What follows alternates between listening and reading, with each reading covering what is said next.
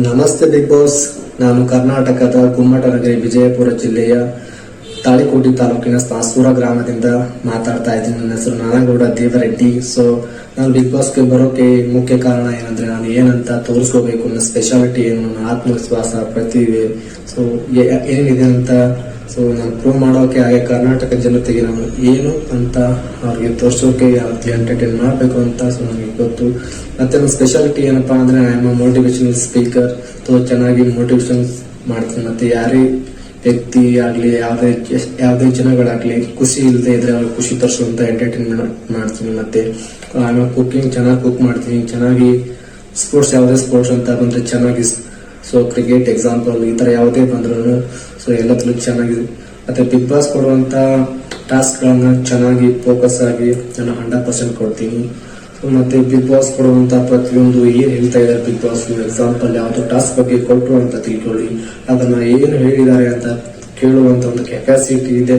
So decision ತಗೊಂಡು ಎಲ್ಲಿ ಏನ್ ಫೋಕಸ್ ಮಾಡಬೇಕು, ಮತ್ತೆ ಅಲ್ಲಿ ಬಂದಿರುವಂತ ನನ್ನ ಗೆಳೆಯರು ಕಂಟೆಸ್ಟೆಂಟ್ಸ್, ಸೊ ಅವರು ಜೊತೆ ಹೇಗೆ ಮಾತಾಡ್ಬೇಕು, ಅವ್ರ ಜೊತೆ ಮಾತಾಡ್ದಿಂದ ಏನನ್ನ ನಾನು ಕಲಿತೀನಿ, ಅಂತ ನಾನು ಏನಂತ ನಾನು ತಿಳ್ಕೋಬೇಕು, ನಾನು ಇನ್ನೂ ಏನ್ ಕಲಿಯೋದಿದೆ, ಸೊ ಏನ್ ಕಲಿಬೇಕು, ಮತ್ತೆ ಅವ್ರಿಗೆ ನಾನು ಹೇಳ್ಬೇಕು, ಅವ್ರ ಜೊತೆ ಎಷ್ಟು ಮಾತಾಡ್ಬೇಕು, ಯಾರ ಜೊತೆ ಎಷ್ಟು ಮಾತಾಡ್ಬೇಕು ಅಂತಕ್ಕಂಥದ್ದನ್ನ ನಾನು ಬಿಗ್ ಬಾಸ್ ಬಂದ್ರೆ ನಾನು ಕಲಿತೀನಿ ಅಂತಕ್ಕಂಥ 100% ನಂಬಿಕೆ ನನಗಿದೆ. ಬಿಗ್ ಬಾಸ್ ಅಂದ್ರೆ ಅದೊಂದು ದೊಡ್ಡ ರಿಯಾಲಿಟಿ ಶೋ. ಸೊ ಅಲ್ಲಿ ನನಗೆ ಅವಕಾಶ ಸಿಗುತ್ತೆ ಅಂತ ನಾನು ಅನ್ಕೊಂಡಿದ್ದೀನಿ. ಯಾಕಂದ್ರೆ ಅದು ತುಂಬಾ ಟ್ಯಾಲೆಂಟ್ ಇದೆ. ಸೊ ಬಿಗ್ ಬಾಸ್ ಅದಕ್ಕೋಸ್ಕರ ನಾನು ಹೇಳ್ತಾ ಇದ್ದೀನಿ.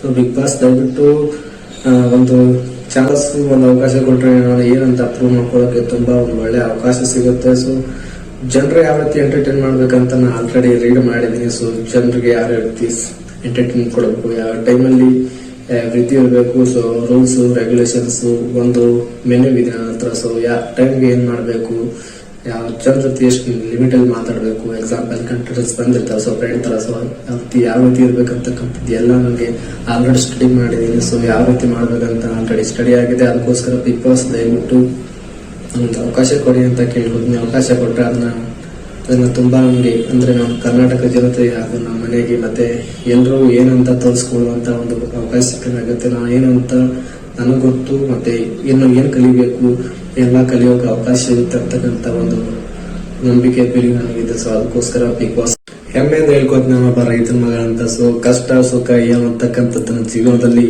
ಚಿಕ್ಕ ವಯಸ್ಸಿಗೆ ಕಲ್ತ್ಬಿಟ್ಟಿದ್ದೀನಿ ಆಲ್ರೆಡಿ. ಸೊ ಅದಕ್ಕೋಸ್ಕರ ಬಿಗ್ ಬಾಸ್ ಕೊಡೋ ಒಂದು ಅವಕಾಶ ನನಗೆ ತುಂಬಾ ಇಂಪಾರ್ಟೆಂಟ್ ಆಗುತ್ತೆ. ನನಗೆ ಗುರುಸ್ಕೊಳ್ಳೋಕೆ ಒಂದು ಒಳ್ಳೆಯ ಸಂದೇಶ ಕೊಡ್ತೀನಿ. ಬಿಗ್ ಬಾಸ್ ದಯವಿಟ್ಟು ನನಗೊಂದು ಅವಕಾಶ ಕೊಡ್ಬೇಕಂತ ತಮ್ಮಲ್ಲಿ ವಿನಂತಿಯೊಂದಿಗೆ, ಧನ್ಯವಾದಗಳೊಂದಿಗೆ ನಾನು ಕೇಳ್ಕೊತಾ ಇದ್ದೀನಿ. Big boss